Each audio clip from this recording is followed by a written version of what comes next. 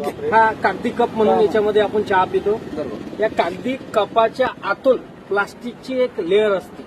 ती लेअर आणि कागद बांधण्यासाठी बिपेन नावाचं केमिकल वापरलं जातं. हे बिपेन नावाचं केमिकल कॅन्सरला निमंत्रण देतं आणि भारतीय शास्त्रज्ञांनी सांगितलेलं आहे. आता बरेचसे लोक म्हणतात हा तर कागदी कप आहे, याच्यामुळे काय होणार आहे. तर एका कागदी कपात चहा पिल्यामुळे 25,000 मायक्रोकण प्लास्टिकच्या आपल्या पोटात जातात एकदा पिल्यामुळे.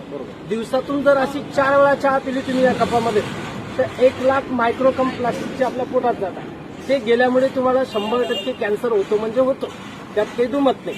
आणि तुमच्याकडे जर समजून घ्या कॅन्सरचा इलाज करण्यासाठी करोडो रुपये असतील तर आपण नक्की घ्या, काही हरकत नाही.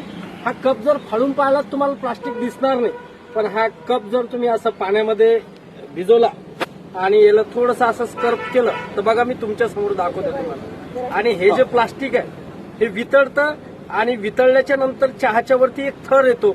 आपल्याला असं वाटतं की हा पत्तीचा थर आहे का, चहा घट्ट झाली म्हणून थर आला का, दूध साईचं होतं म्हणून थर आला का, असं आपल्याला वाटतं.